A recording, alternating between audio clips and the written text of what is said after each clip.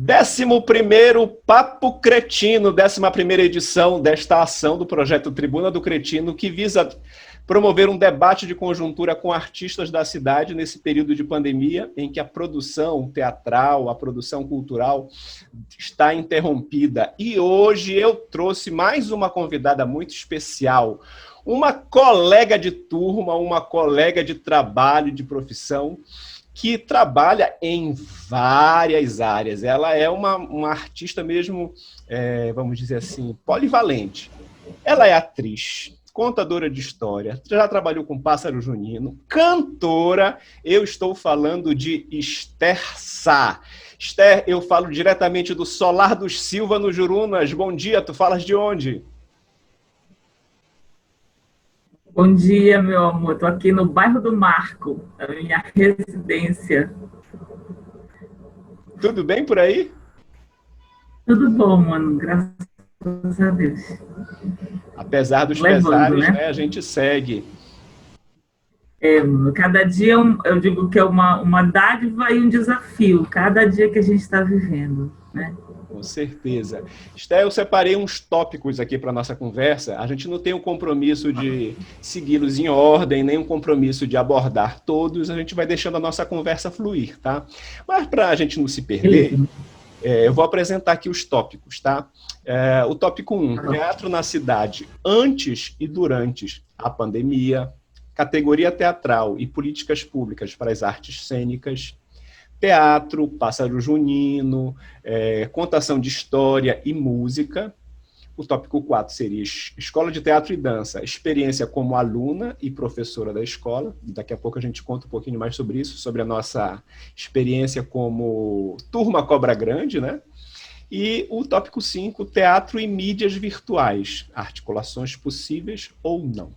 Mas antes, eu sempre gosto de começar fazendo uma questão introdutória exatamente sobre essa conjuntura que a gente vive, né? Nós já estamos chegando aí a 4 meses de pandemia e eu observo uma pequena ou talvez uma grande mudança no comportamento de algumas pessoas próximas e de algumas pessoas que no início da pandemia estavam muito disciplinadas com a questão do isolamento social, com a questão da responsabilidade consigo e com o outro, né? Mas, ultimamente, até convite para aniversário, Esther, eu recebi, né? Então, houve um afrouxamento, as pessoas já foram para a praia, para o shopping, e o contraste disso é que nós já superamos a marca de 100 mil mortos, né? São mais mortos do que a bomba de Hiroshima proporcionou na Segunda Guerra Mundial, e é um contraste muito grande. Como é que tu tens observado isso com o teu círculo social e por aí, pelo teu bairro? Sim. Amigo, eu percebo assim, que bem como tu falas, né, no início as pessoas se movimentaram para ficar fechadas, acho que muito movidas por medo, né? Depois da o aumento da primeira onda, né, que depois quando começou a cair, muita gente começou a ignorar ou então a flexibilizar. Eu digo assim que a gente escolhe as coisas onde a gente vai acreditar, né? Aí, tipo assim, tu cria uma justificativa para acreditar e agir, né? Só que eu acho que, como nunca, nós não estamos sós, assim, acho que o grande olhar para essa questão é perceber que o que tu fazes implica na vida do outro, mesmo que essa pessoa tu nem conheças, ela está do outro lado do mundo, mas é isso, né? Só que, assim, consciência é uma coisa que a consciência individual hoje está cada vez mais atuando no coletivo, né? Mas a gente não tem como fazer com que o outro faça aquilo que tu faz, que tu tem consciência, ou, entendeu? Cada um mesmo, só que a somatória dessas consciências é a consciência do mundo. Então a gente está no meio desse negócio aí, né? A gente está no meio do mundo e digo assim, essa consciência do outro é uma parte da minha consciência também, né? Só que aí eu faço as minhas escolhas, o outro faz as escolhas dele, só que a gente tem que entender agora que as escolhas de cada um estão somadas nas escolhas do todo. E a gente está caminhando para onde está caminhando, né? E assim, nego, eu tô vivendo, né? Vivendo mesmo, assim, pensando, vamos viver e ver o que é isso, por que a gente ainda está vivendo isso, por que a gente ainda precisa viver isso, né? não tenho como mudar o outro, eu tenho como me olhar e me mudar, assim, sabe? Enfim, por aqui. Beleza, vamos começar então aqui o nosso tópico 1, teatro na cidade. Vou começar com o antes da pandemia, tá? Então, a Esther é uma artista que transita com bastante desenvoltura entre várias linguagens e manifestações artísticas. Aí eu cito algumas, tá? Teatro de bonecos, teatro de rua, contação de história, pássaro junino, música, para citar algumas coisas que tu fazes e áreas que tu atuas. Então eu queria começar, Esther, perguntando o que veio primeiro na tua vida? Qual foi a primeira semente artística plantada na tua vida que te fez crescer e dar tantos frutos poéticos que conhecemos hoje com o nome de Esther Sá? Olha, se tu fores na infância, tu vais, assim, ver o que eu recebi na infância, né? Sou filha de uma professora que, embora a gente não tivesse uma raiz artística na família, mas tinha uma sensibilidade, né, para a fruição das coisas. Embora a gente não fosse palco, plateia, né, de lugares, assim, não fosse uma coisa costumeira, mas a gente ouvia história de casa, né? Tem isso, assim, esse universo. Meu avô tocava um acordeon, que era tão bonito de ver nas festas, quando ele estava muito feliz, ele pegava aquele acordeon. Embora ele não fosse um músico, ele tocava algumas músicas, né? Isso é a infância, né? O afeto, as narrativas, a vivência das brincadeiras que a gente fazia. Eu lembro que a gente tinha umas brincadeiras cênicas e tal. Mas quando eu cresci, né? E que eu fui, digamos assim, o primeiro passo que eu dei dentro da linguagem artística foi a música. Foi onde eu comecei a imaginar que um dia eu poderia ser artista, né? Eu lembro que quando eu comecei a frequentar a faculdade, o meu círculo de amigos, né, aumentou. Eu comecei a conhecer um universo artístico que eu não tinha noção de uma cena da cidade, né, de frequentar lugares. E eu comecei a frequentar o bar do Gilson, né? Um chorinho com amigos. E lá eu comecei a perceber que eu tinha, né, essa coisa com a música, né? Até que um dia jogaram o microfone na minha mão e eu cantei. Me cagando, mano, me cagando de medo de tudo, sei lá, não sei nem te dizer como eu consegui, mas eu queria tanto e ao mesmo tempo estava apavorada, né? E aí dei o primeiro passo, né, no Bar do Gilson, é um lugar que eu tenho muito carinho.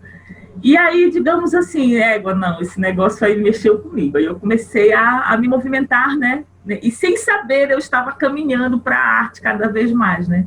Até que chegou o momento que eu fui para o teatro, me encontrei no teatro, né, de uma maneira muito, muito, eu digo, feliz, cara, porque foi uma coisa muito boa de eu ter encontrado para viver através disso.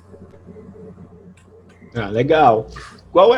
Começou com a música e aí foi transitando também para o teatro. Qual é o espaço que essas duas linguagens ocupam profissionalmente na tua vida hoje? Tu vives de teatro e de música ou tu desenvolve outras atividades para conseguir sobreviver nessa vida difícil de artista?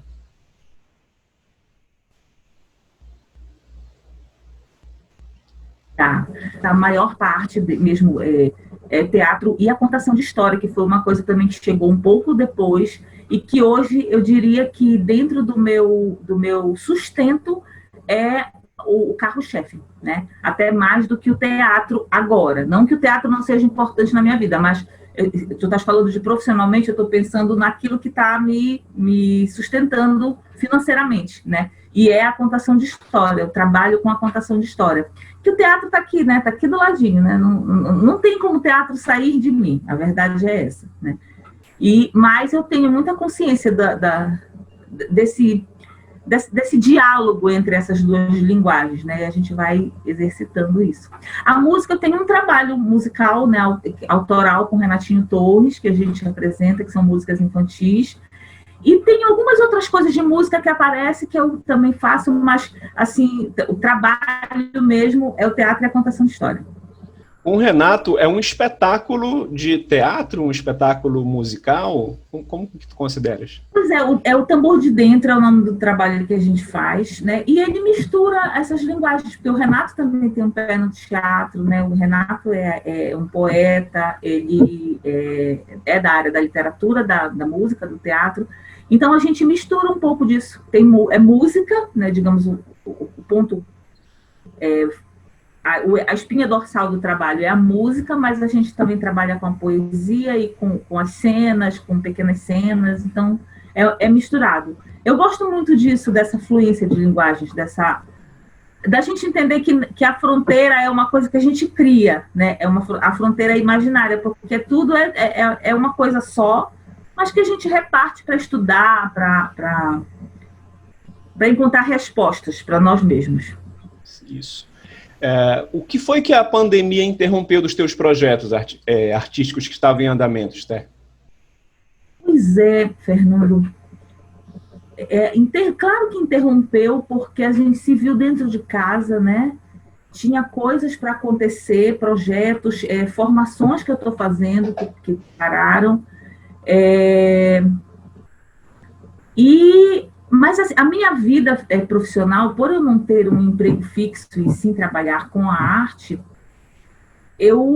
a cada mês vai nascendo o trabalho, né?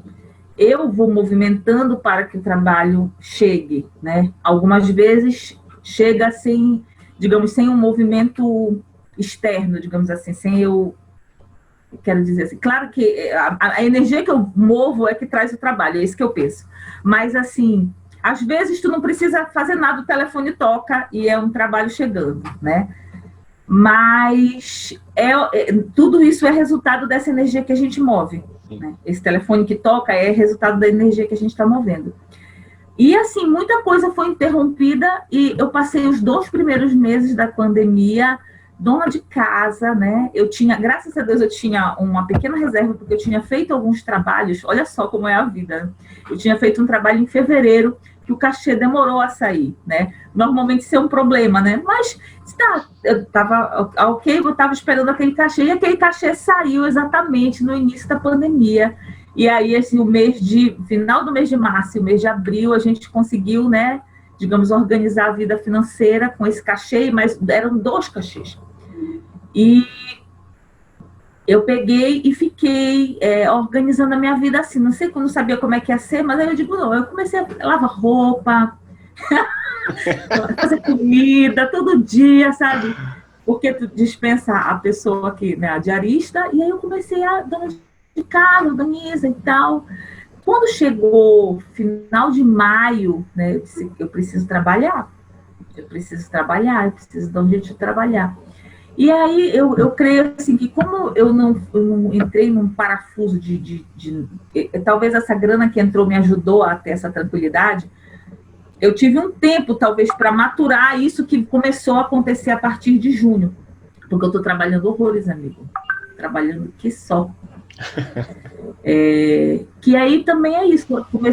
Foi quando eu comecei a pensar, eu pensei, eu tenho que fazer algum trabalho que eu possa fazer por aqui. E aí veio a ideia das oficinas, né, que a gente está fazendo com noções de audiovisual para os contadores de história. Eu peguei o meu conhecimento de audiovisual, porque além de eu ter feito alguns filmes, inclusive como produtora, né, eu fiz uma especialização em cinema há um tempo atrás. Então, eu conheço da linguagem e eu disse, eu vou reunir isso e fazer um trabalho pensado para a necessidade que está acontecendo agora. As pessoas se viram com a necessidade de se comunicar através dessa janela, como a gente está fazendo agora, né? Eu disse, eu vou pegar o que eu sei e vou organizar um conteúdo pensado para a necessidade do contador de história para se entender nessa janela, né? Como é que isso aqui funciona, né? Como é que esse lugar aqui, isso aqui, né? E também as coisas que precisam ser feitas para que a gente possa fluir melhor e ter presença, né? Ter qualidade de presença através dessa comunicação intermediada, né? Pelo audiovisual. E aí agora a gente está lançando, organizei a segunda oficina, eu vou lançar essa semana agora a oficina técnica, porque eu dou uma oficina mais focada na presença e na produção do audiovisual. A primeira, que é o primeiro módulo. O segundo módulo vai ser dado agora, que é o de edição, de iluminação e de sonorização e câmera, né? Tudo pensado dentro dessa necessidade adaptada ao narrador. Ou seja, a gente vai fazer edição também com celular, câmera usada do aplicativo no celular, iluminações possíveis. Então, aí vai ter 3 pessoas maravilhosas que vão estar trabalhando na oficina, que é a Yara, o Mardoc e o Michael, que são 3 pessoas da área técnica que vão estar participando, né? Acho que eu estou falando a primeira vez aí, já vai começar a divulgar a oficina, que eu vou lançar semana que vem. E aí tá rolando isso, né? Super legal, assim, tá rolando esse trabalho, e tá pintando outros trampos. O canal do YouTube, que eu estou preparando, o canal de contação de história, né? Ele está aberto lá, mas ele está quietinho, porque eu estou organizando ele para quando eu começar a divulgar, eu ter conteúdo para soltar, né? Pelo menos semanalmente, durante um tempo. Então, tudo isso são coisas que vão acontecendo, assim, através desse movimento aí que a gente faz. Agora, está ainda pensando no antes da pandemia, mas ampliando um pouco o nosso olhar, eu vou te apresentar aqui uma pequena contextualização para a gente pensar depois junto, tá? Avaliando fazer teatral da cidade antes da pandemia, tu foste uma das criadoras, organizadora e produtora do Festival Territórios de Teatro, ao lado do Nando Lima, né? Que, se eu não me engano, teve 3 edições, sendo o último no ano de 2010, é isso?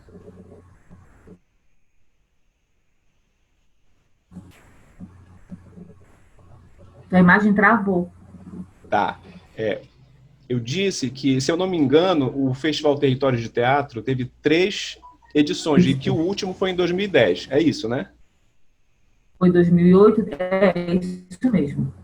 Então, 2009, 2010.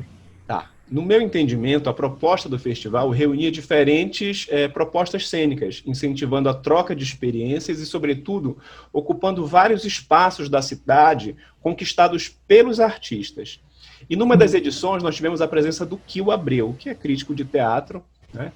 E o Kio acompanhou todos os espetáculos, tecendo considerações críticas sobre o modus operandi dos grupos, poética e estética teatral de Belém. Eu lembro que no final do último encontro, com todos os grupos reunidos ali no IAP, para avaliar e propor ações para a próxima edição do festival, o Kio destacou em que, pese a ausência de políticas de incentivo e fomento ao teatro das secretarias de cultura do Estado e do município, há uma política cultural pulsante, produzida e gerenciada pelos próprios artistas, que transformaram suas residências em espaços e pontos de cultura. Uma década depois, com muita luta, alguns desses espaços sobrevivem ainda hoje, né? Alguns foram fechados e outros foram criados. Aí eu cito alguns: o Estúdio Reator, Casa da Atriz, Casa dos Palhaços, Casarão do Boneco, Casa Teatro Cuíra, Teatro do Desassossego, Teatro de Apartamento, Projeto Teatro Ribalta, Centro Cultural Atores em Cena, Espaço das Artes de Belém, Espaço Oficina Sim, Casarão Viramundo, para citar alguns. Como é que tu avalias essa política de artistas de teatro da cidade de Belém, na nossa conjuntura, tendo esse intervalo de tempo aí que a gente vem vivenciando isso de pelo menos 10 anos? Fernando, a política para o teatro, para as artes cênicas, sempre foi muito, muito, muito insuficiente. Mesmo em alguns momentos haviam mais editais do governo federal, né, nos governos passados, né, em alguns momentos abrem alguns editais, mas isso não dá conta da quantidade e da necessidade da nossa cena, né? O que eu vejo nas pessoas de teatro é um empreendedorismo por uma necessidade vital, né? Muitas vezes a gente não tem a infraestrutura ideal, muito longe do ideal e assim até menos do que o mínimo necessário. mas a gente tem uma necessidade vital, porque fazer arte, fazer teatro, é algo muito importante para cada uma dessas pessoas que está com seu espaço de pé, que está digamos, se reinventando cada vez mais, né? Então, essa necessidade, ela transcende as dificuldades. Não que isso seja uma desculpa para que não se sane, o poder público sane e faça aquilo que é o seu papel. Porque o poder público, ele tem a obrigação, visto que o dinheiro do poder público é do público, né? Então, isso é uma obrigação no sentido de fazer o seu papel de intermediário, porque o que é o poder público, senão o intermediário do dinheiro do povo e o povo, né? Ele intermedia com a administração, né? E a gente sabe que isso não acontece de uma maneira fluida, há muitos e muitos anos, por N questões, né? N interesses políticos, porque nesse caminho que deveria ser um caminho direto, existem muitas coisas no meio desse caminho que empatam essa passagem, né? Para que o dinheiro do público chegue à fruição do público, né? Isso não só na área da cultura, como saúde, como educação, como tudo, né? Então, muitas amarras existem nesse caminho. Agora, falando sobre a cultura, que é a nossa área, né, a arte, eu percebo que a gente tem muitas questões, nós coletivos, né, da arte, nós temos muitas questões, sim, com relação às dificuldades que a gente enfrenta para produzir, mas, além dessas dificuldades, a gente continua produzindo, porque isso é uma necessidade vital para nós. E talvez isso seja aquilo que faz com que olhem e digam, não, eles se viram, né? Eles se viram. E isso é uma coisa que a gente tem que ter um olhar muito consciente para discutir, quando discutir política, dizer sim, a gente se vira, mas nós não devemos fazer isso sozinhos, né? Porque o olhar empreendedor, ele é maravilhoso.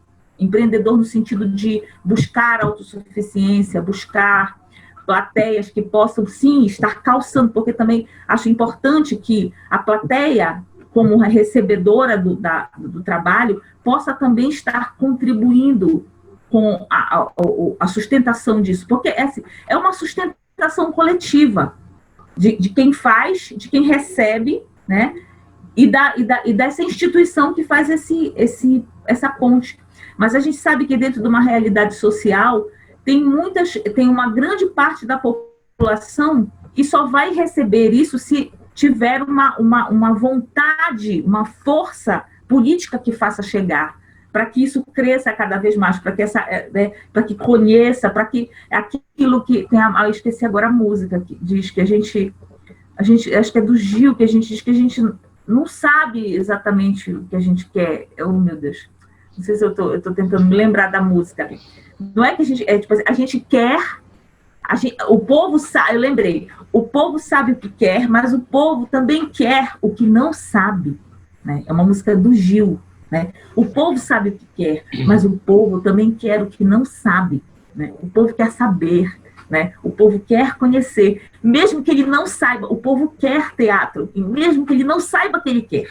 É isso que eu penso. O povo quer a arte, ele necessita da arte.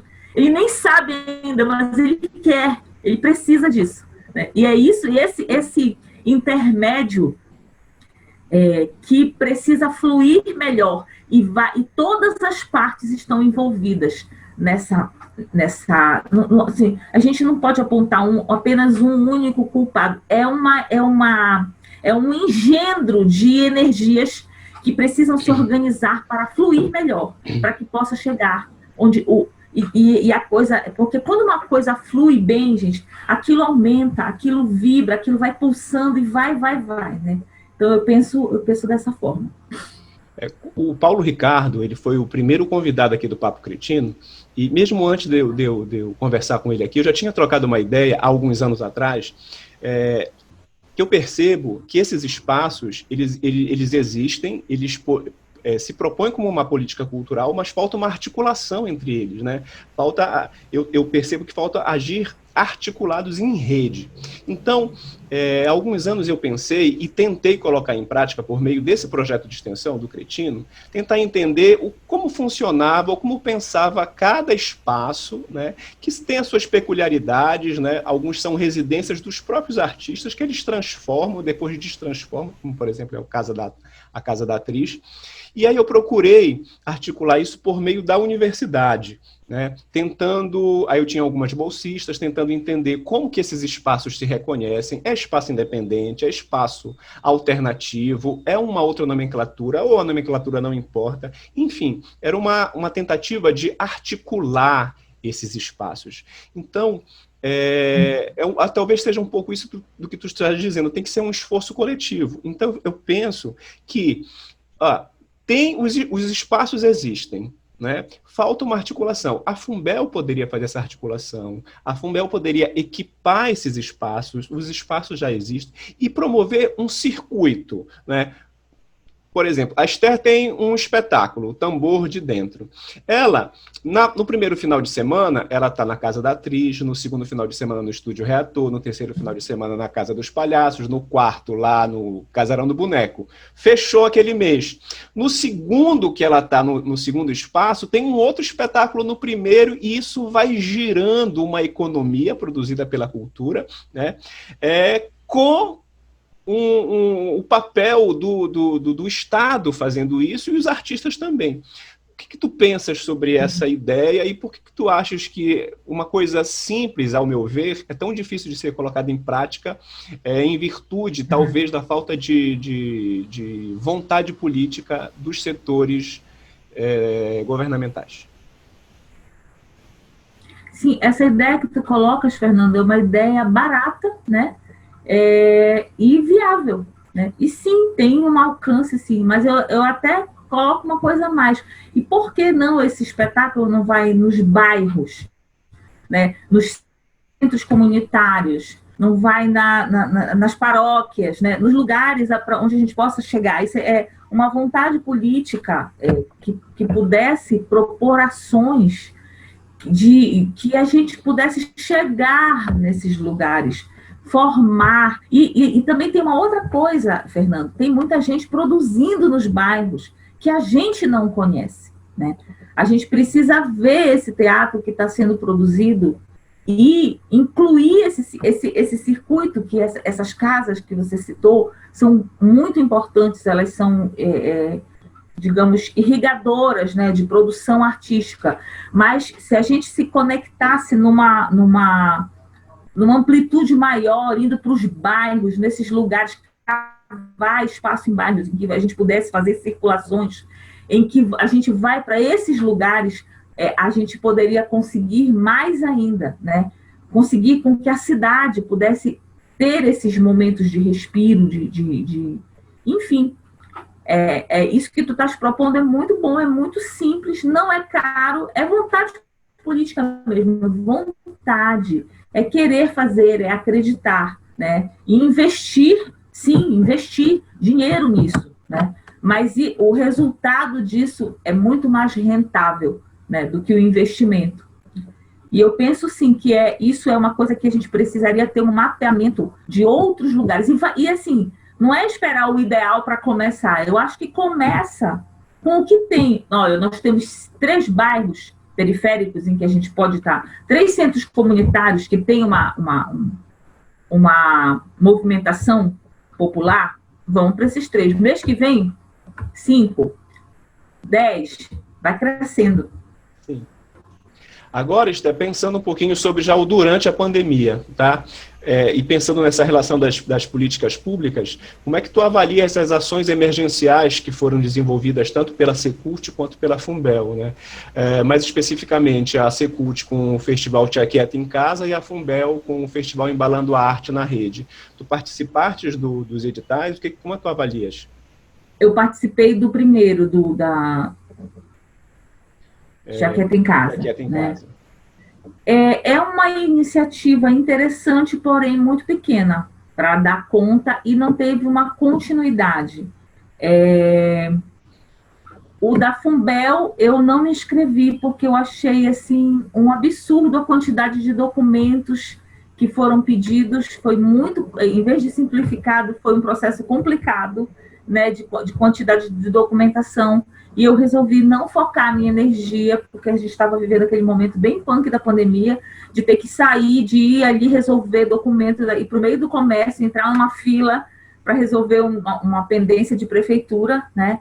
Então, eu achei que foi falta de sensibilidade mesmo de quem colocou aquele edital com a quantidade de documentos que eles pediram, de certidões, de tudo. Nesse ponto, o da Secretaria de Cultura do Estado foi mais simplificado, né? Eles pediram menos quantidade de documento, até porque o foco era esse, né? E não que as pessoas pagassem seus IPTUs atrasados, enfim, para tirar suas benditas certidões, né? Tipo assim, olha, eu te dou aqui, mas vem... Enfim, essa história que a gente até já conhece. Acho importante esse tipo de ação, né? Acho que é um pouco do que pode ser feito, né? Mas não é suficiente para sustentar, né? Mas já foi alguma coisa, assim. Agora, teve muita polêmica, né, sobre escolha. Imagino, assim, a quantidade de inscrições. Teria que ser, eu acho que teria que ter continuado, com mais verba para continuar, para atender municípios, né? Belém é só um dos municípios do Pará. Tu tocaste nesse ponto da burocratização do edital. Tem um edital aberto da Fundação Cultural do Pará, que é o Prêmio Rede Virtual de Arte e Cultura 2020. Ele destina um prêmio bruto de 5 mil. Aí ele exige a seguinte documentação: portfólio artístico, declaração negativa de vínculo, declaração de terceiro para comprovação de residência, declaração de anuência dos membros do coletivo, orçamento, declaração de anuência da equipe técnica, termo de concessão de direitos autorais de terceiro ao candidato partícipe, declaração de anuência do povo ou comunidade tradicional, termo de autorização de uso gratuito de obra intelectual. É muita burocracia para participar de um edital emergencial ou isso é necessário para a lisura de um edital público, Esther? Alguns itens são necessários, eu acho, mas não todos. Eu acho que realmente é importante, por exemplo, se você está trabalhando com uma obra intelectual de terceiros, você precisa dessa autorização, né? Mas, digamos, eu vou usar a tua obra, eu preciso da tua autorização. Aí a assinatura virtual, enfim, algum outro tipo de documento. Mas é ter a noção de quando você faz o edital, você ter o que a pessoa vai precisar fazer a partir disso daqui. E também ver, Fernando, que muitas pessoas não têm essa facilidade de ter a internet funcionando, né? Vamos pensar no Pará inteiro, né? Como é que elas vão resolver toda essa burocracia para poder realmente ter acesso, né? Então, se é um edital, o nome diz emergencial, então é para simplificar tudo que puder ser simplificado, deve ser simplificado. Apenas aquilo que é estritamente necessário, né? Que você precisa manter para ter, como você falou, a lisura, né? De um edital público, né? De um edital público, exatamente. Mas é pensar no acesso das pessoas e pensar o máximo que você puder dar amplidão a isso. Uhum. Agora, Esther, já escorrendo para o nosso tópico 2, que é a categoria teatral, né, o modo de organização e as políticas públicas para as artes cênicas. Atualmente, eu considero que o Fórum Livre Permanente de Teatro, ele é um modo de organizar e mobilizar a categoria teatral para as nossas demandas. Eu venho acompanhando o Fórum, às vezes um pouquinho mais, às vezes um pouquinho menos, mas já há mais de uma década eu venho acompanhando o Fórum. Também nós temos vários coletivos de artistas que se agrupam para fortalecer ações ou promover políticas públicas para a comunidade. Como é que tu avalias esses modos de organização da categoria teatral? Qual é o teu envolvimento com eles? E se tu sentes falta de alguma entidade de classe organizada nos moldes do que a gente já teve antes, como a FESAT e a Aplauso? Olha, Fernanda, eu te confesso que eu não acompanho com tanta veemência o fórum. Logo no início eu ainda entrei, acompanhava os e-mails, né? Mas isso é uma característica minha, não sei, assim, eu acho assim, que algumas pessoas têm um perfil para esse tipo de negociação, de articulação. Então, por exemplo, eu não me importaria de ter uma categoria, uma equipe que fosse, sim, remunerada para isso, ou, enfim, algum tipo não sei se remunerada, mas, assim, que fosse rotativo, ou que fosse um grupo que tivesse algum tipo de benefício para estar, porque isso é um trabalho, Fernando. Esse envolvimento, esse engajamento é um trabalho, demanda tempo, né? Então, por exemplo, eu percebo na classe artística pessoas como tu, como Paulo Ricardo, como João Guilherme, que são pessoas que têm um perfil para esse tipo de articulação, né? A Suane também, eu vi a Suane muito tempo também acompanhando, né, o fórum, e eu acho que sim, né? Só que esses órgãos que existiram, né, como a FESAT, como a Aplauso, né, eu não via eles, as equipes que estavam lá sentadas, com essa representatividade, né? Então, eu ponho, assim, assumo a culpa de ausência nesse tipo de discussão, porque realmente eu não tenho muito esse perfil. E é isso, né, nego? Eu não tenho esse perfil de ficar nesse tipo de discussão, mas ao mesmo tempo posso dar subsídio em alguma outra. Estou aqui pensando mesmo, porque é uma coisa muito louca, né? Tu querer a coisa organizada, mas tu não querer fazer o trabalho. Eu sou essa, né? Nesse caso, sim. Eu posso estar, tipo assim, em várias outras missões dentro de uma organização, eu posso tomar a frente, e, por exemplo, esse projeto que tu falaste, de organizar nos bairros, fazer as circulações, adoraria fazer e doaria o meu trabalho para fazer esse tipo de organização. Essa articulação política é um não, eu digo um não, assim, né? Pelo meu perfil, sabe? Sim, eu estou sendo bem sincera, assim, tentando ser bem sincera. Para esse perfil aqui que eu tenho, eu adoraria doar meu trabalho para isso aqui. Para essa articulação, eu não tenho esse perfil e eu sinto que, sim, é por causa de posturas como essa que eu estou tendo que muitas vezes a coisa não anda. Mas o que não significa que tu não te envolve com os movimentos, por exemplo. Eu tenho certeza que tu participaste junto do movimento Chega, né? Das manifestações, daquela passeada que a gente fez até lá, a Secult. Isso não quer dizer que tu não te envolves. Tu estás falando da articulação disso, de estar à frente. Exatamente. Eu acho assim, eu gosto de me envolver naquilo que eu tenho perfil para realizar, porque assim, eu sou uma pessoa pragmática, eu gosto da ação, né? E, por exemplo, olha, tem isso aqui para organizar, vai ali, fala com fulano, organiza os espaços, faz a planilha, faz a produção da ida dos espetáculos. Isso aí eu tenho perfil, eu vou realizar, né? Aí vai para aquela reunião ali para ficar... mas eu não posso dizer que eu sou... Outra coisa, eu sou exatamente assim, né? E aí eu vejo, por exemplo, eu vou citar vocês quatro mesmo. Tu, João Guilherme, Paulo Ricardo e Suane, que são as pessoas que estão mais nesse fórum, assim. Que são pessoas que eu vejo, cara, eles estão ali, estão lutando por nós, sabe? Eu posso lutar também, mas eu quero lutar nessa outra frente. E talvez seja isso mesmo, sabe, Fernando? A gente entender que nós somos pessoas diferentes, dentro da área teatral, nós somos pessoas diferentes, nós temos forças diferentes, né? Qualificações pontuais e que somados podem gerar frutos, né? Sim. Eu acrescentaria aí nessa lista, eu acho que eu nem me incluiria nessa lista, na verdade, porque eu sempre procuro participar na medida do que eu consigo, mas eu acho que quem está nessa vanguarda também é o Leonel Ferreira, a Alessandra Nogueira, né, a Fafá Sobrinho, agora, recentemente, nessa articulação para a Lei Aldir Blanc, a Silvana Cruz, que é uma aluna nossa da licenciatura, mas que tem uma atuação bem forte em Bujaru, né? Nós temos também a Lim Barcarena, vou esquecer o nome dela, mas ela também tem uma atuação forte.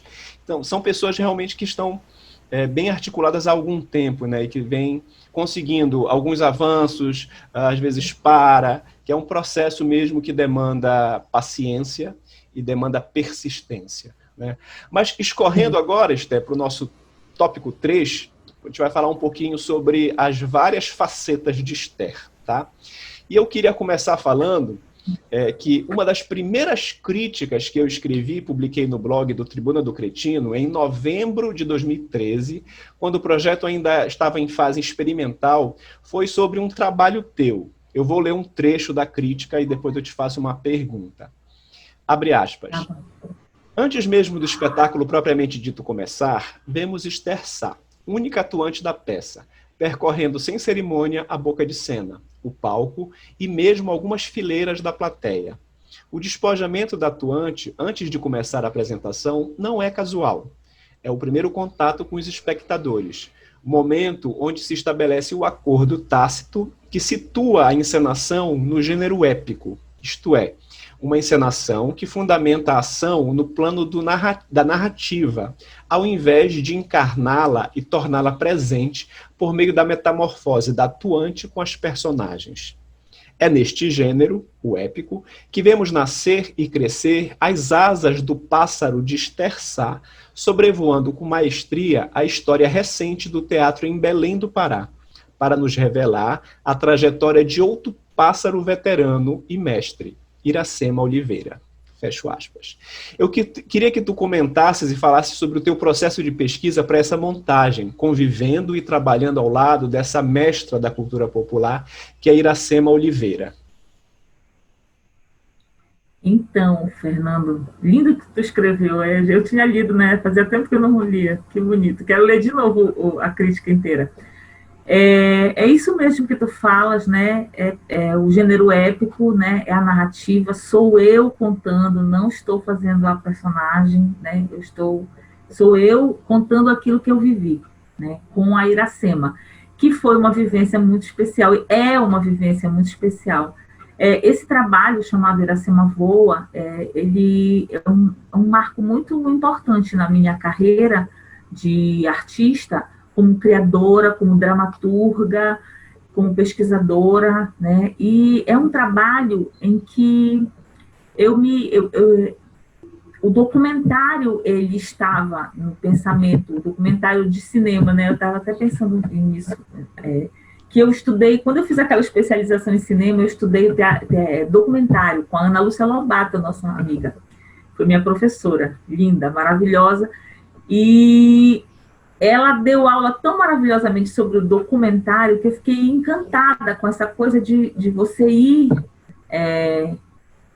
falar sobre a vida, né? Mostrar a vida. E aí eu resolvi fazer isso no teatro, né? E também tem a ver com a minha história de vida, porque quando eu era criança, eu gostava de ouvir as histórias que a minha mãe contava da infância dela, das coisas que eles faziam. Então, eu gostava das histórias que contavam, né, de Patinho Feio, de princesa, enfim, as histórias que contavam, né, mas aquelas que eu ficava pedindo para repetir eram aquelas histórias que contavam, porque o teu tio subiu no poste, o teu tio fazia não sei o quê, eles me trancaram, a mamãe contava, eles trancaram ela no armário, ela tinha medo de baratas, botavam barata Então, são várias, e eu ficava assim, sei lá, maravilhada com aquilo, né? Então, as histórias reais, elas sempre bateram, né, no meu coração, assim, sempre foram uma coisa especial. E aí eu estudei sobre documentário, né, sobre a arte do documentário. E eu sou do teatro, e aí quando eu resolvi fazer aquele projeto, eu disse, não, eu vou fazer um documentário no teatro, através de uma performance, porque todo o meu trabalho do Iracema Voa foi uma performance, desde a hora que eu cheguei com ela, fui lá na rádio, onde ela trabalhava, né, na Rádio Liberal, ela trabalhava com Santino Soares na época, e eu cheguei lá para dizer, Iracema, você permite, eu sou fulana, ela nem me conhecia, a gente já tinha se conhecido lá numa oficina, há um tempo atrás. Eu disse, eu gostaria de fazer um trabalho. Ela disse, tá doida, mana, tá? Faz aí, né? Tá? Pode fazer. Aí ela assinou um papel lá para mim, dizendo que eu podia, e eu fui fazer. Fiz o projeto, né, na época.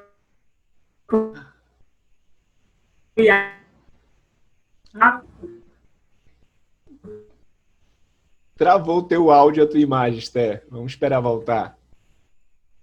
E deu no que deu, assim. Esther, Oi. retoma um pouquinho aí. Onde foi que parou, tu lembra?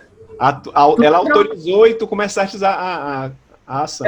Pegou aquela parte que eu falei, tá doida, mano? Falou essa isso? aí pegou, essa pegou. Então, aí a Iracema deixou eu fazer um trabalho sobre ela, né? E eu comecei a seguir a Iracema, né? Eu ia com ela para a rádio, eu ia na casa dela, eu ia ver o ensaio dela. Na época ainda não tinha o galpão lá atrás, era no quintal que a gente ensaiava, com uma lâmpadazinha, assim, né? No meio das plantas dela, tudinho terra, a gente fazia ensaio lá. Enfim, aí comecei a ir para ela fazendo os bordados, ela costurando, né? E ela foi me contando, eu ia perguntando as coisas, e aí fui fazendo, né? Eu tenho uma maneira muito... Eu queria organizar, eu tinha muito essa vontade de fazer, de contar a história, como tu bem falaste. Não é só a história da Iracema, é a história da Iracema contando a história da cidade, né? Aquilo que a Iracema fazia era o que a cidade culturalmente estava acontecendo. Então, eu estava muito antenada nesse paralelo, o que é a chegada da televisão, o que é a rádio, né? Então, aqui é a vida da Iracema e aqui, do lado, a vida da cidade, a vida cultural, o que era Belém nessa época, né? Tem um trecho do espetáculo que fala assim, que Belém ainda tinha igarapés, tinham vacarias nas ruas, tinha descampados, né? Então, que ali na igreja, lá onde era o campo, né, ali era uma floresta, que as crianças iam brincar de caçar passarinho. Isso é um trecho do espetáculo, né? Então, a gente visualiza a cidade, né? Então, é uma espécie de documento narrado, né? E um documento do que eu não vi, e sim daquilo que me foi contado, né? É muito aquela coisa do recebe e dá, né? Recebe e dá. E esse trabalho, Fernando, eu tenho uma alegria muito grande. Olha, o último espetáculo que eu apresentei antes da pandemia foi o Iracema Voa no Teatro da Paz. Ela nunca tinha sido apresentado no Teatro da Paz, a gente apresentou no Dia Internacional da Mulher, a Iracema subiu no palco junto. E foi lindo ver, né, esse trabalho lá, enfim, todas essas coisas que a gente tem uma alegria mesmo de poder manter esse espetáculo por tantos anos. Ele estreou em 2008, né? E esse espetáculo ainda é falado, né? E ele é muito especial para mim, muito importante. Porque eu acho que tem muito do que eu sou nesse espetáculo, do que a Iracema sabe? Tem amor, acho que é isso o segredo desse espetáculo. Até me emociono quando eu falo nele. Agora, como é que foi? Eu queria saber um pouquinho, Sté, da tua chegada nesse espaço de ensaio da Iracema, do Pássaro, né, do modo como ela ensaia. É um modo diferente, é parecido com o que a gente faz, é um teatro popular, não é? Então, pelo que eu percebo, pelo que tu acabaste de dizer, a Iracema, ela escreve, ela faz a roupa, né, ela dirige. Como foi a tua percepção, estando por dentro, ensaiando com ela essa manifestação que só existe aqui em Belém? Os pássaros juninos são assim, um oásis, né, onde eles estão de movimentação cultural. E é uma coisa muito bonita a gente vê o povo envolvido na cena, né? De uma maneira muito, muito particular, que é coerente com a vida deles, né? Digamos assim, no início, quando tu vais para um ensaio de pássaro, agora eu não sei exatamente como está, que faz alguns anos que eu não tenho saído, assim, mas no início eu dizia, meu Deus, a disciplina do horário de chegada de todo mundo, de fazer um aquecimento para começar, essas coisas de disciplina que a gente tem no teatro, não existe ali, né? Mas aí no início tu acha aquilo estranho, mas depois tu entende, gente, essa pessoa acabou de chegar do trabalho, ela foi tomar o banho dela, e ela cansada, ela veio para cá, né? Porque é importante para ela ser outro, brincar de ser a feiticeira, brincar de ser o rei, entendeu? É brincar. O teatro digamos assim, esse formato mais formal, olha a palavra, formato formal, essa coisa mais formal da disciplina do ator, né, que é importante sim, mas ganha uma outra dimensão no teatro popular. E, ao mesmo tempo, isso é muito importante por fazer sentido para as pessoas, sabe? Você está na cena com pessoas que têm uma realidade de vida muito diferente da tua, né? E que esse colorido, né, essa junção dessas diferenças na cena é que fazem com que seja tão rico, sabe? E ver, sim, que é importante, é muito importante para eles, a ponto de, mesmo cansado, eles vão. Mesmo que eles cheguem atrasados, eles vão, né? Sim. Mesmo que a Iracema dê uma ralhada com aquele que é mais distraído, entendeu? E aí é muito particular a maneira como ela faz, como ela organiza, sabe? E é uma família, sabe? Uma família bonita, assim, sabe? Cheia de tudo que uma família tem, né? De belezas e de dificuldades, e enfim. Tem cada coisa, se eu for te contar as coisas que eu vivi no teatro popular, vou contar uma. A gente foi apresentar no Imperial, porque assim, no primeiro ano, no ano que eu fiz a pesquisa para o espetáculo, eu não estava em cena no espetáculo dela, não. Eu queria ser aquela mosquinha que fica calada, que não fala nada, que só adota, que perguntava as coisas para ela, né? Mas assim, eu não interferi em nada, né? Depois que o espetáculo estreou, eu disse, não, agora eu vou brincar, agora você. Aí eu fiz a feiticeira Aretusa. Mano, aí a gente, vamos fazer uma temporada aí, olha quem entrou junto comigo. Felipe Cortez, que é uma pessoa do audiovisual maravilhoso, né? Ele fez o Caçador. E a Suelen, lembra da Suelen que trabalhava no Sesc? Maravilhosa também, estava fazendo uma pesquisa, e a Iracema falou, quando ela pediu para fazer a pesquisa, ela falou a mesma coisa para ela, tá, meu bem, faz aí a pesquisa. E ela começou a fazer a pesquisa, lá pelas tantas ela estava fazendo a pesquisa, ela disse, mano, tá faltando uma princesa, tu não quer entrar aqui? E a Suelen entrou. E aí, mais o Adrielson também, que tinha entrado, que é lá do bairro, né, o Adrielson, que fez Curro Velho, né, que também é maravilhoso. Então, olha esse quarteto, Felipe Cortez, Suelen, Adrielson e eu, nós éramos nas Coxas Produções. A gente resolveu fazer uma produção para o Pássaro nesse ano. E aí eu fui no bombeiro, porque assim, um grande problema eram os músicos, não tinha músico, eles tinham que pagar músico para... E aí isso onerava, porque os brincantes ninguém recebe cachê, mas os músicos tinham que receber o cachê. Os músicos né, tipo um trio de sopro.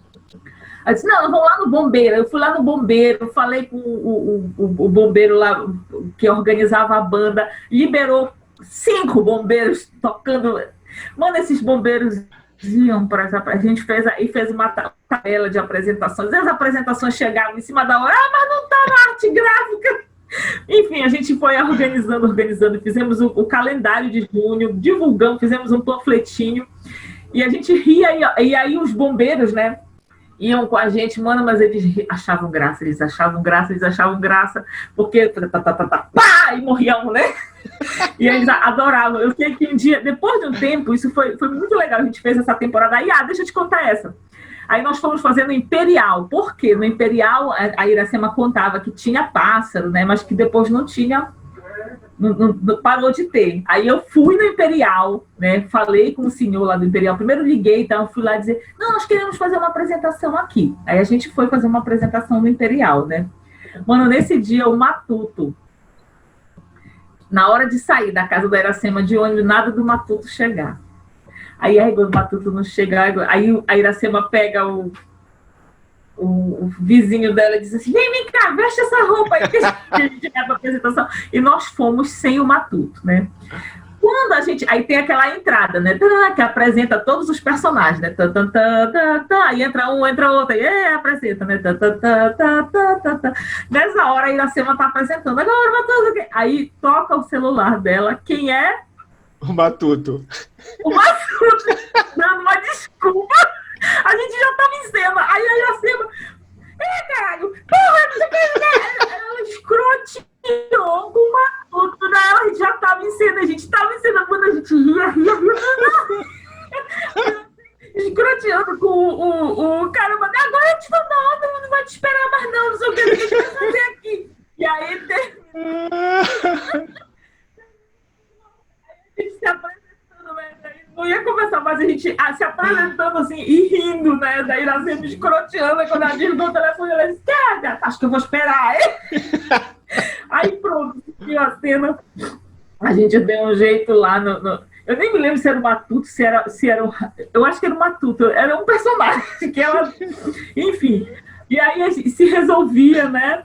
Então, enfim, tem uma capacidade, o pássaro tem uma capacidade de solução, tem uma inventividade, tem uma permissão de voar, sabe?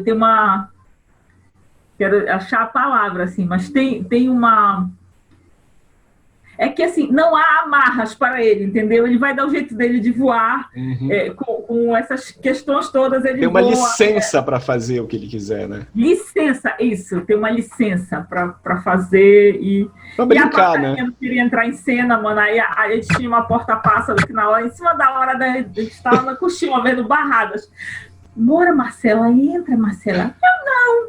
Com medo de... Marcela, tu tem que entrar na cena, não. Quero! E aí a gente conversa com a porta-pássaro. Muito bom, muito bom. Esté, ainda falando sobre essas coisas, nessas áreas que tu atuas, já escorrendo um pouco ali para a escola de teatro, nós, quando éramos já alunos, né, da turma Cobra Grande, a gente, por iniciativa tua que puxou isso, nós nos envolvemos num projeto de educação no trânsito, Pacto pela Vida no Trânsito.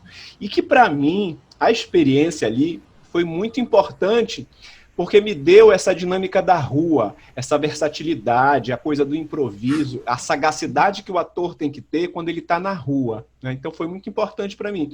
E depois... que eu me formei, eu aproveito isso no Teneteara, nos espetáculos que a gente produz e que fica um tempo trabalhando na rua. E a rua sempre foi uma vitrine para mim, né, e para o grupo também na época, para conseguir outros freelances, né? A gente fazia de tudo, até apresentação no corredor do Hospital Filoiola nós fizemos com um espetáculo que era o Circo em Família. Mas eu não cheguei a vivenciar um período do teatro aqui em Belém em que a contação de história ganha um espaço, né, que antes eram das apresentações teatrais, por exemplo, ali na Estação das Docas, na Fox Video, que tem um espaço de apresentação cultural. Eu não cheguei a vivenciar isso, né? Tu vivenciastes isso e me parece que tu consegue lidar muito bem com isso, por ser exatamente essa manifestação que tu te sente muito à vontade, que é de contar as coisas. Eu queria que tu contasses um pouquinho sobre como, se tu percebestes esse momento que começa a ter essa virada na cena em Belém e que a contação de história, ela deixa um pouco aquele ambiente que era antes muito mais da escola, né, um espaço muito mais articulado com a escola, e começa a ganhar esses espaços de apresentações artísticas na cidade. Sim, eu lembro perfeitamente. Tu falaste primeiro do teatro de rua, né, como vitrine, e eu digo assim que por causa daquele trabalho no teatro de rua, que eu estava na direção, né, eu não estava em cena, eu estava na direção.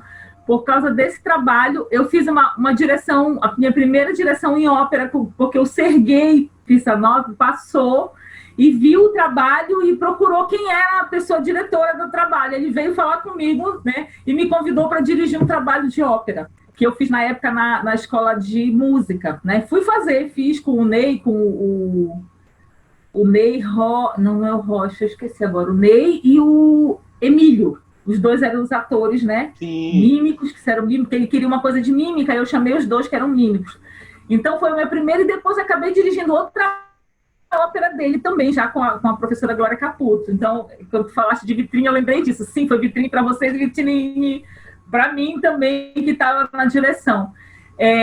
Foi um trabalho interessante, e eu lembro muito desse trabalho, Fernando, que era assim, a gente estava na escola, e eu sempre tive muito essa questão de vamos trabalhar, eu quero trabalhar com isso. Eu já tinha sido funcionária de um banco, eu tinha saído do banco, né, que era o emprego que eu tinha, e eu queria muito trabalhar e viver de arte. Então, já tinha essa coisa, né? Então, esse trabalho de teatro de rua, ele teve tinha esse, no fundo, tinha esse desejo, né?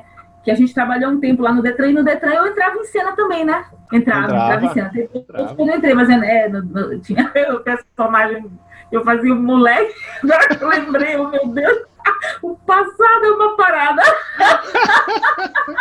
Eu lembro de vocês com uma caixa, assim, que era tipo um carro, né? Eram os carrinhos, Eram os carrinhos, mas enfim. Tudo isso é experiência de vida que a gente vai somando, né? Mas, enfim, aí tu falaste da contação de história. Lembro sim. Quando a Tainá Fagundes foi trabalhar na Saraiva, ela entrou em contato comigo e disse, a gente fazia o Mariazinha, quem vai levar a Mariazinha para passear? Eu e o Maurício Franco. Ela disse, olha, eu estou na Saraiva, eu quero uma programação. Vocês podem fazer o Mariazinha? Vamos, a gente fez o Mariazinha no final do ano. Quando chegou em janeiro, eu disse, bora fazer o Mariazinha de novo. Ela disse, eu preciso de programação. Ela disse, não, eles não querem que repita. Eles querem outra programação.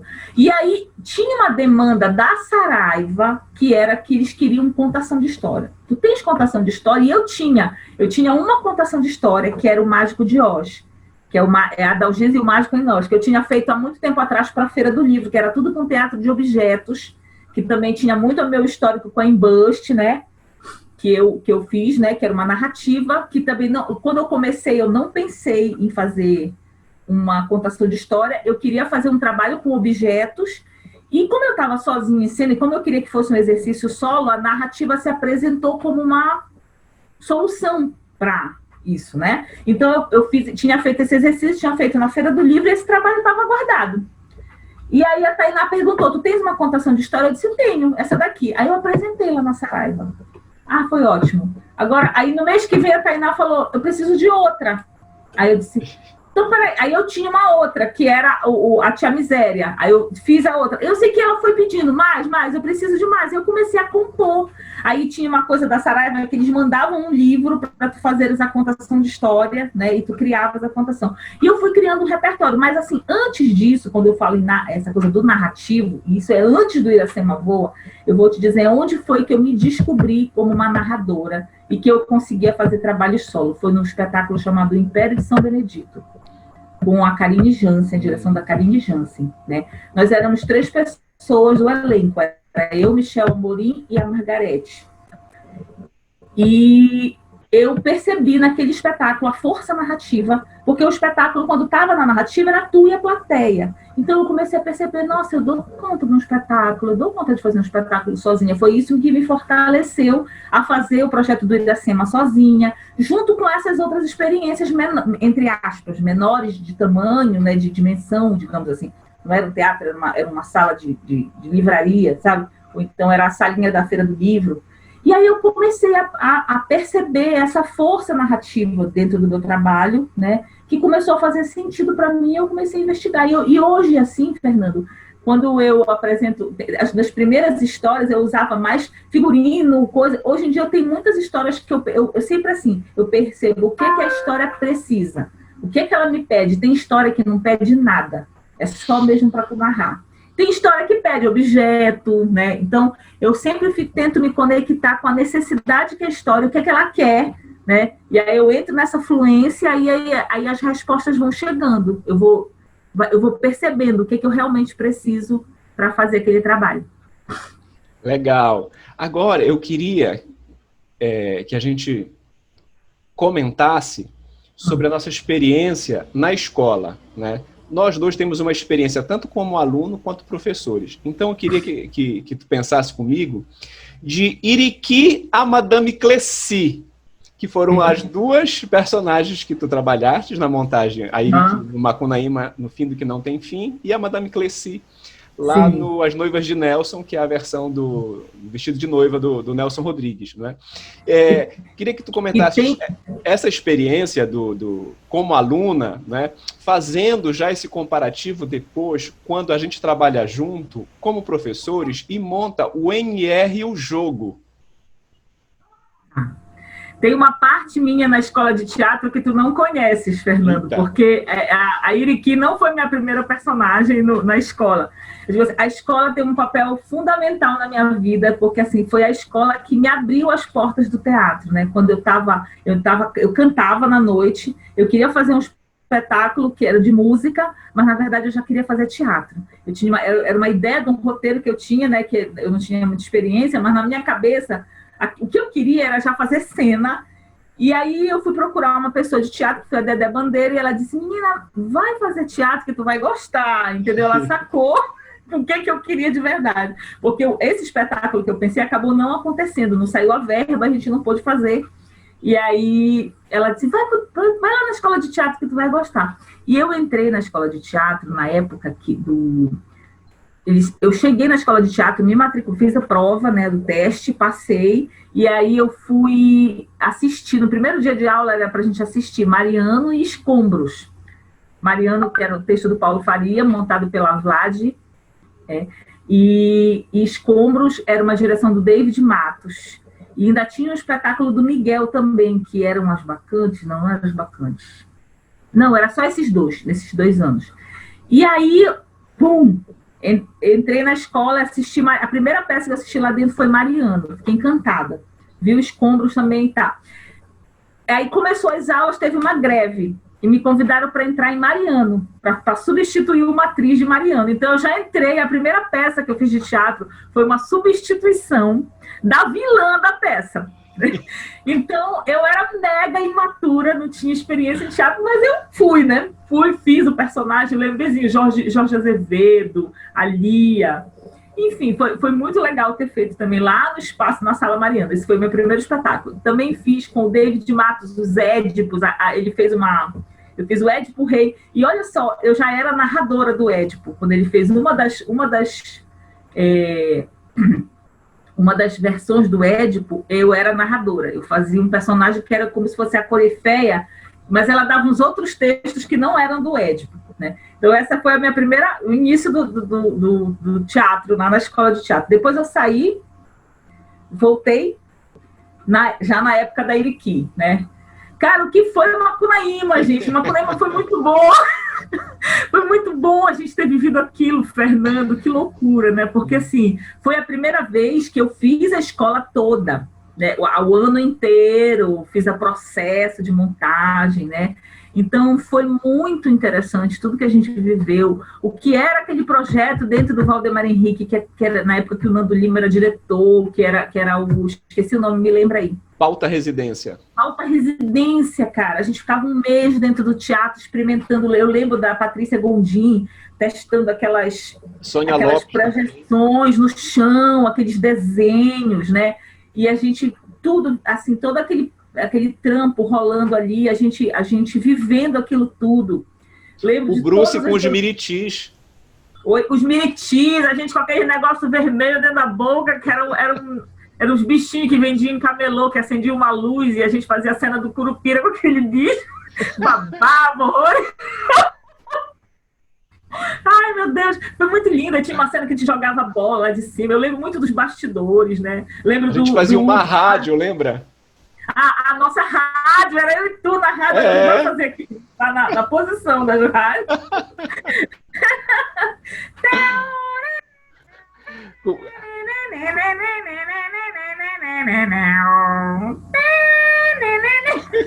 Ri, parareja. Ri.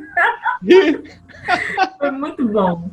Foi muito bom as mestras, assim, sabe? Honro demais as mestras, a Karine Jansen, a Vlad Lima, são elas, digamos assim, elas estão aqui quando a gente está fazendo nossos trabalhos, né? Não só ela, como Walter Bandeira, Jaime Amaral, eu lembro do Jaime Amaral me dando aula de expressão corporal no início, na primeira, não foi dessa turma contigo, na outra, as aulas que ele dava. Lembro da gente andando de perna de pau com a Karine, sabe?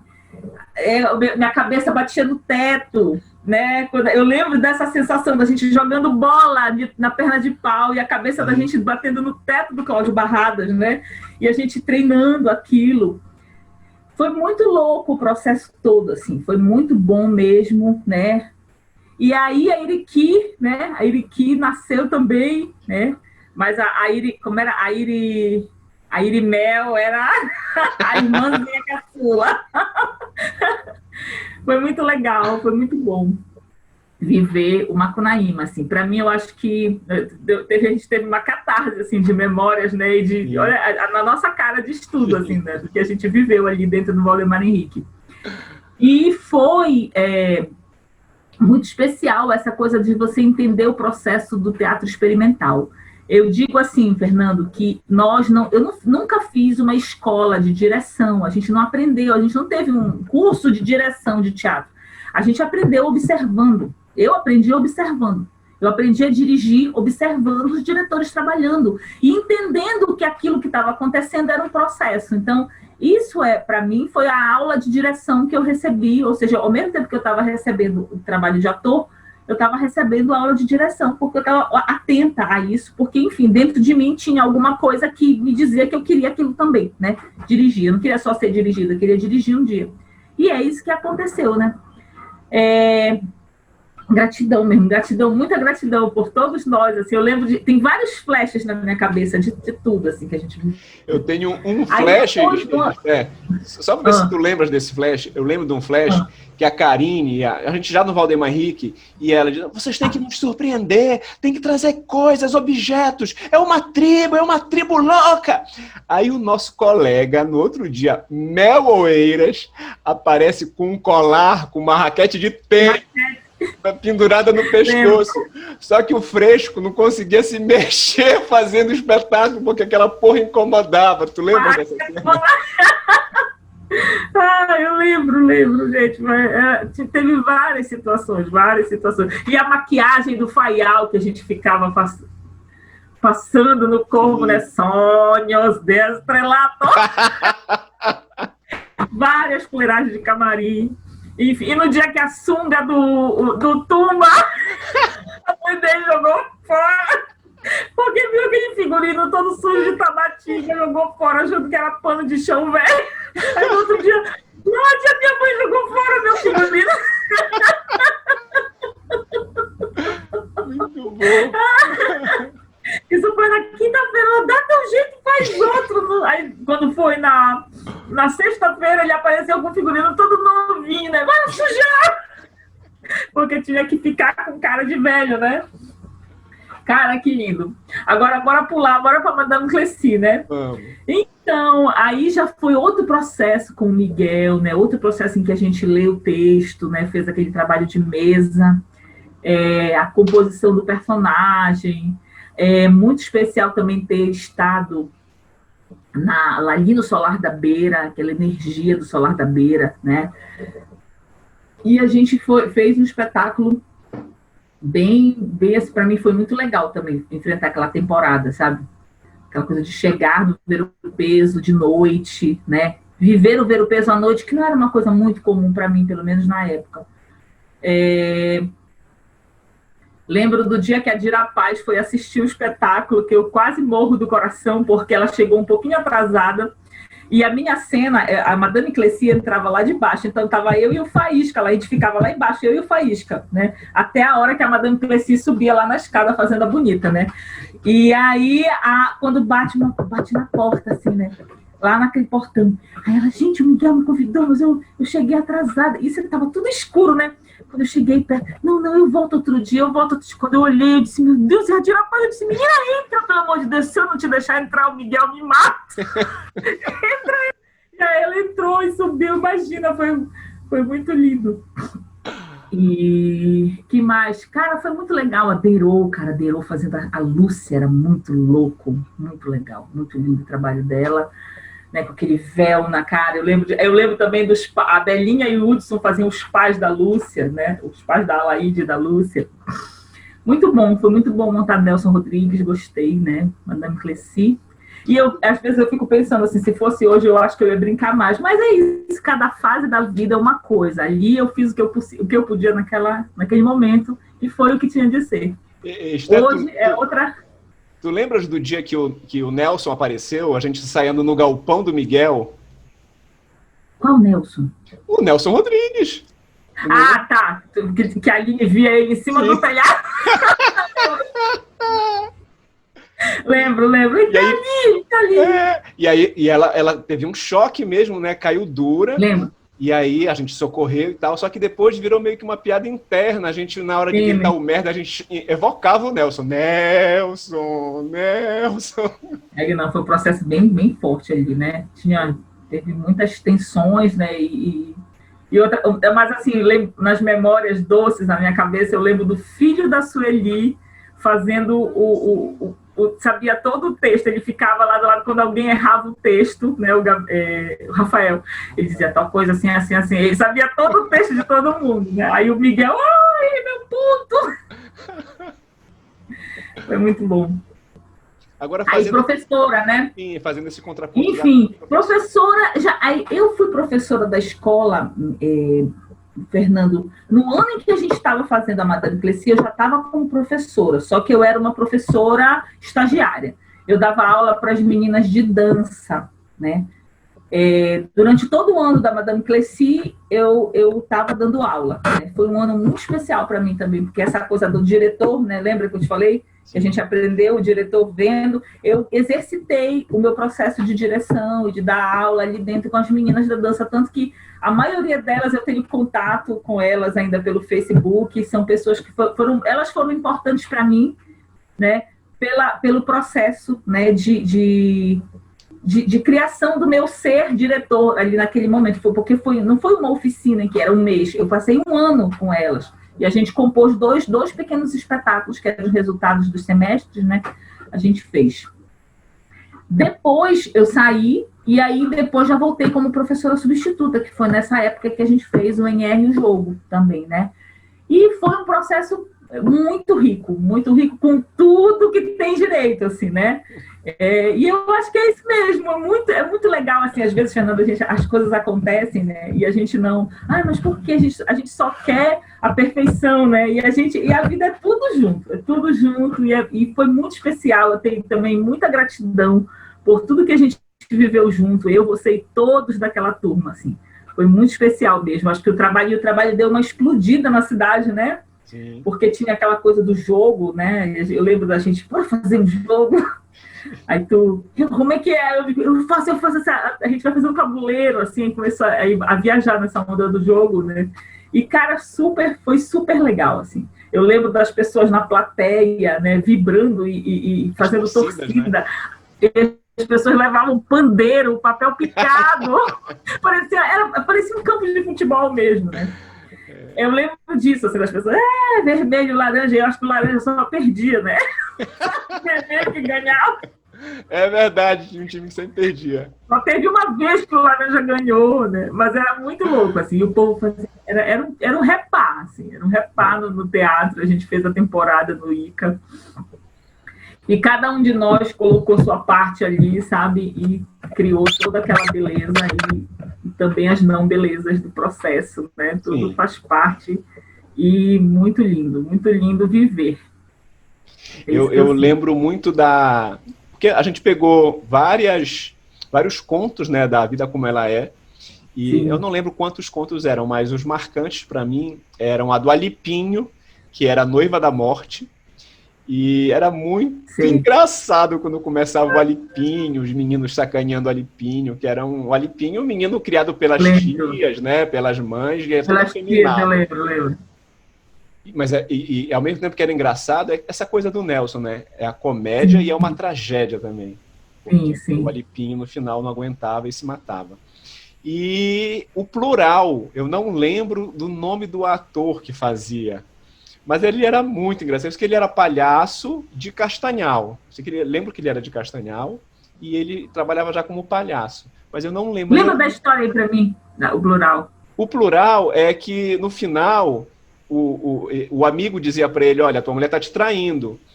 Ela tá te traindo com vários. Aí, no final, ele dizia, o marido descobria que, de fato, ela estava traindo, mas era só com um. E aí ele dizia... Não, mas agora tu vais morrer. Mas por que não? Você me disse que ela me traiu com vários. Tu vais morrer pelo plural. Eu lembro também do velho, o velho que tinha as meninas, né? Era uma cena que as meninas do orfanato, né? Ah, sim. E aí eu lembro uma coisa do livro do Nelson Rodrigues, que dizia assim, era um velho caquético, 52 anos. Eu digo, meu Deus, 52 anos, já estou quase lá. Naquela época, não era, era 48 anos. Na época da década de 50, 48 anos já era um velho caquético, né? Sim. E a nossa idade, né, mano? Estão chegando lá. E pelo menos... Bons momentos, Esther. Indo para o nosso último tópico, já falando desse nosso momento de teatro mediado por essas mídias virtuais, eu tenho tido algumas experiências. Eu tenho me forçado a ter algumas experiências. Sei. Não estou falando de fazer, estou falando na recepção mesmo, né? Não estou falando dos vídeos que eu faço, não. Estou falando da recepção do trabalho de outros colegas. Então, aí eu destaco duas para elaborar a questão para ti. Eu assisti, ou tentei assistir, uma peça de um colega que eu conheci na UFMG, se tornou amigo, e ele faz o curso técnico de teatro na PUC Minas.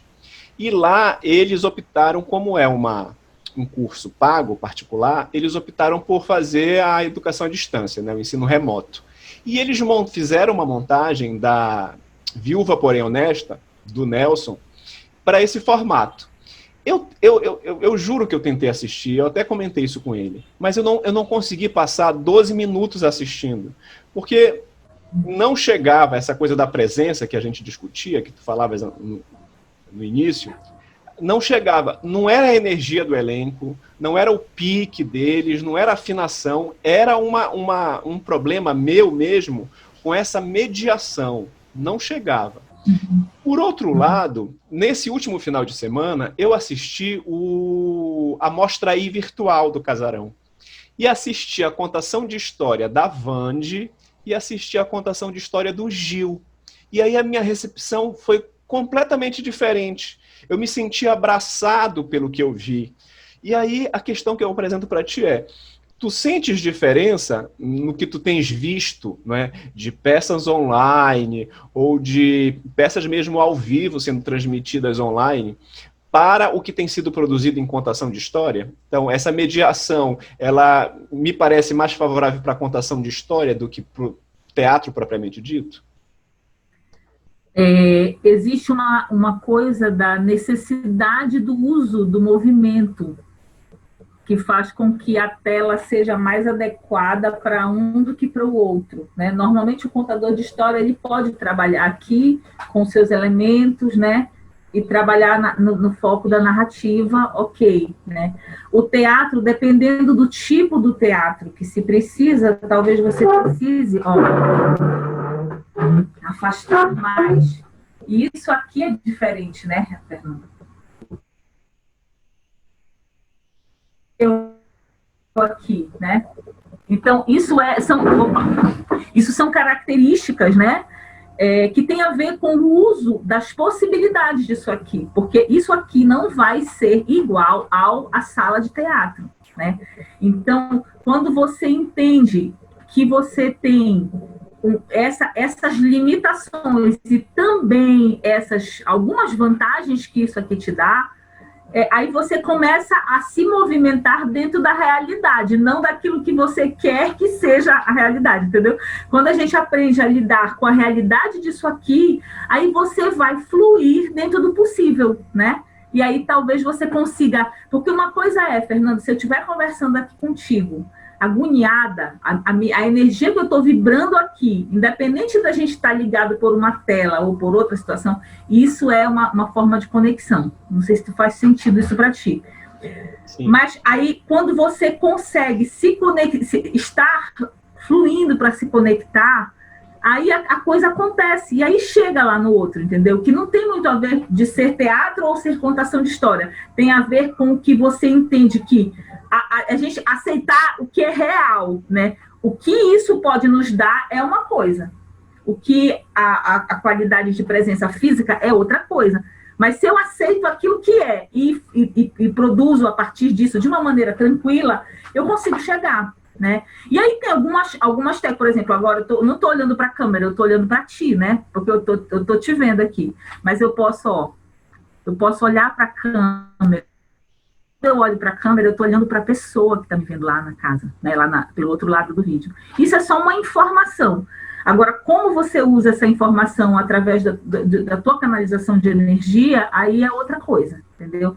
Essa informação é uma coisa. Agora, você trabalhar essa informação com sentimento, com o fluxo da energia, isso vai dar uma diferença no trabalho. É isso que eu vejo, não é que seja uma coisa ou outra. Agora sim, a contação de história tem uma necessidade espacial diferente, né?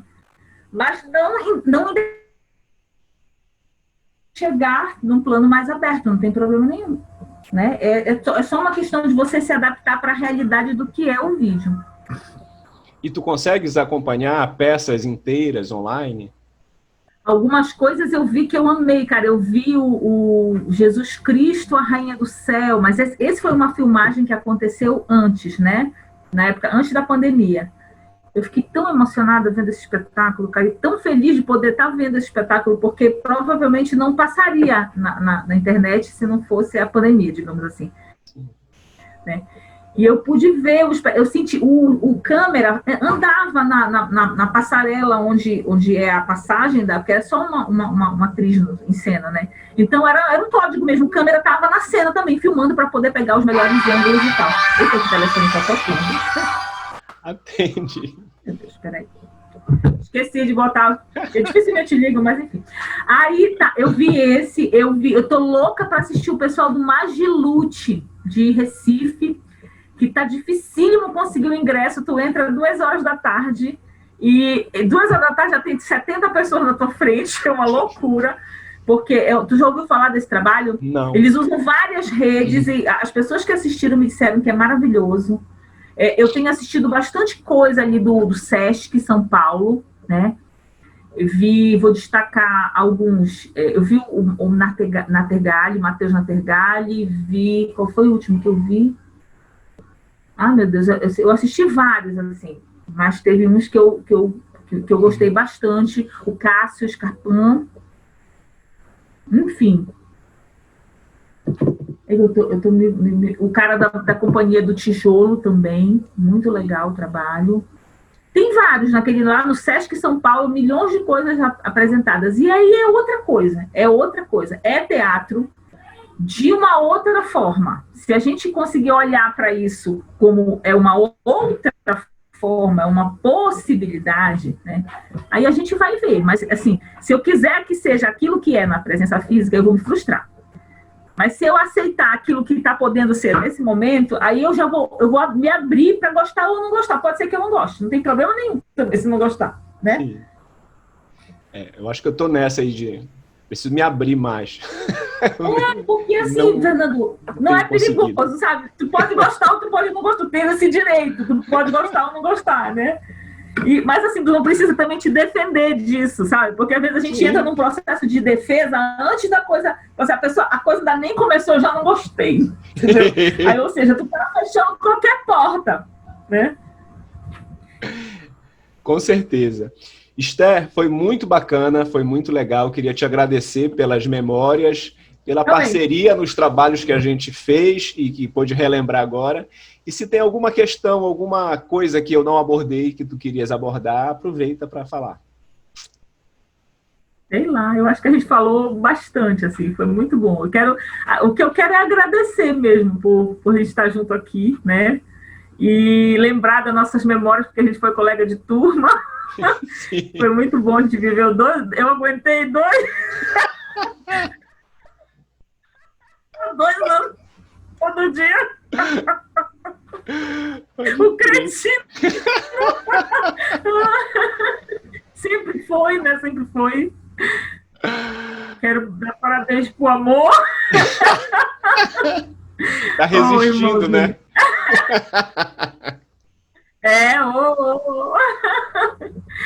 Não, quero agradecer, dizer que foi bom conversar, é bom a gente estar por aqui, vamos viver tudo que essa vida está trazendo aí para nós, bora lá. E vai passar, vai passar. Vai passar. E quando passar, eu estou convidando alguns convidados que têm esse papo comigo para desenvolver um trabalho aqui no estúdio Solar dos Silva, que é esse que eu estou agora, que é onde eu gravo os meus vídeos. O estúdio não tem nada, é tudo na gambiarra, mas tem um coração aberto para receber as pessoas e para a gente criar alguma coisa junto e ser mais um espaço de produção de alguma coisa de arte aqui para a cidade. Então, eu queria te convidar para e te dizer que o estúdio está aberto para quando tudo passar, a gente marcar uma agenda e fazer alguma coisa aqui. Beleza? Vamos sim. Eu digo assim, Fernando, falaste nisso, eu lembrei. Eu digo assim que a gente ganhou uma sede, né? Porque a gente, para fazer uma apresentação, né, a gente tinha que ter um espaço para receber as pessoas, com uma infraestrutura. Com essa história do mundo virtual, por exemplo, domingo passado eu fiz uma apresentação no Zoom de contação de história.